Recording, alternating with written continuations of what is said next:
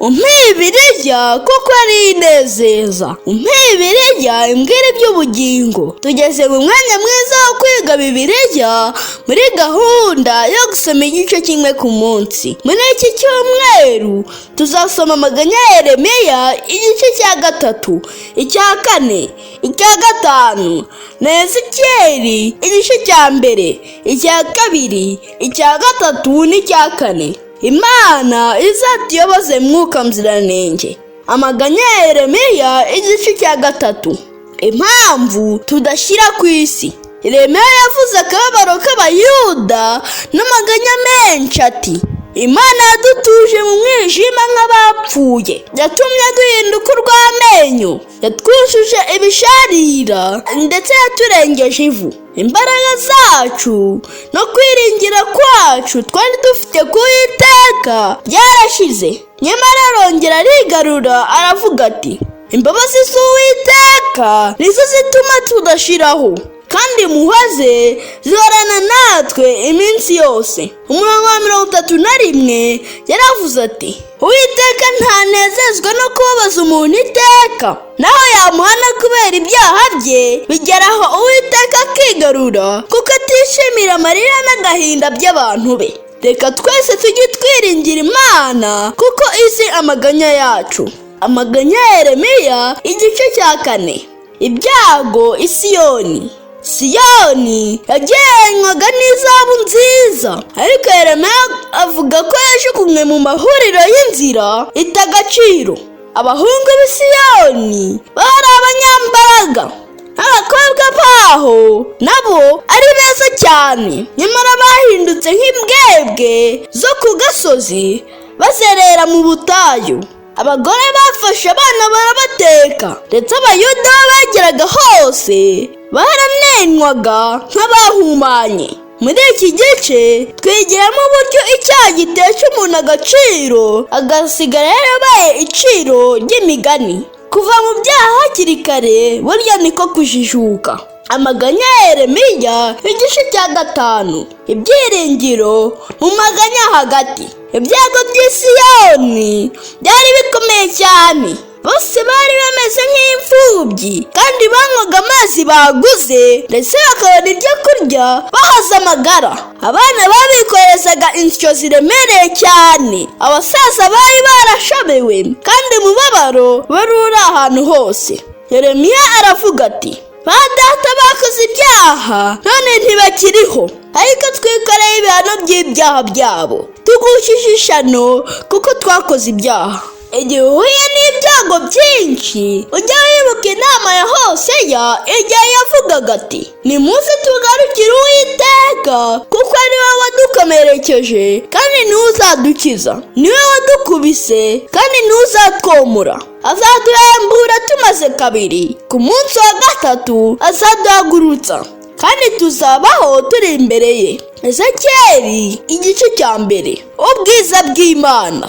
Ezekiyeli yari afite imyaka nka 30. Muri uwo mwaka nibwo yari gutangira imirimo y'ubutambyi, nyamara kubera intambara iyo myaka yagize Ezekiyeli ari hamwe n'izindi mbohe ku mugezi witwa Kebari i Babuloni. Bakoraga imirimo y'agahato, bakora umuyoboro w'amazi uva mu mujyi wa Babuloni. Ukuboko k'Uwiteka kwamujeho, maze abona umuyaga mwinshi n'igicu kibuditse, ndetse abona n'umuriro ukaze cyane.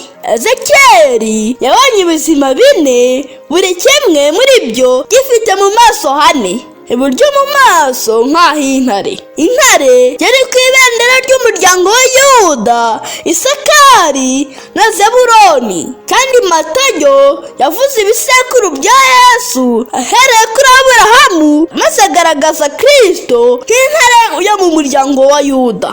Ibumoso mu maso nk'ah'inka. Inka yari ku ibendera ry'umuryango wa Efurayimu, Benyamini na Manase. Kandi Luka agaragaza Kristo aherekeye mu rusengero ahaberaga umurimo wo gutamba, imbere mu maso nk'ah'umuntu. Umuntu yari ku ibendera ry'umuryango wa Rubeni, Simeyoni na Gadi. Kandi Mariko agaragaza Kristo wafashaga abantu muri byose. yose, inyuma mu maso nk'ay'igisiga. Igisiga cyari ku ibendera ry'umuryango wa Dani, Asheri na Nafutali. Ndetse Yohana agaragaza Kristo nk'uwaturutse mu ijuru ku Mana, kuko yivugiye ati, mbonye ababonye Data. Ubwiza bw'Imana Ezekiyeli yabonye cyari ikimenyetso cy'uko Imana izakomeza kwita ku bantu bayo mu mibabaro yabo, kandi ko isezerano ryo kubacungura ari iry'iteka ryose. Ezekiyeli igice cya 2. Gutumwa ku bagome. Imana yahaye Ezekiyeli agatabo kanditsweho inyuma n'imbere. Aka gatabo kagombaga kugezwa ku bantu bose ngo bamenye ko amaganya yabo yandikwa mu gitabo cy'Imana, kandi ubuntu bw'Imana bukomeza gukomanga ku mitima y'abayigomeye ngo bahindukire bihane. Ezekiyeli igice cya 3. Kurya igitabo. Ezekiyeli Imana yamutegetse kurya igitabo. Ntituzarya impapuro za Bibiliya, ahubwo tuzayisoma tuyige neza maze icengere mu bwenge bwacu. Ezekiyeli yumvise igitabo kiryoshye nk'ubuki. Umunyezaburi avuga ko ijambo ry'Imana riryoshye kuruta ubuki. Ni ijambo ritari ibyiringiro kandi rikoroshya imitima y'abababaye. Ezekiyeli yahise ahinduka intumwa ku Bisirayeli ndetse no ku mahanga yose. Ntukagerageze kwihindura intumwa y'Imana igihe cyose ijambo ryayo ritarakuzura. Ezekiyeli igice cya 4. Gushushanya umurwa.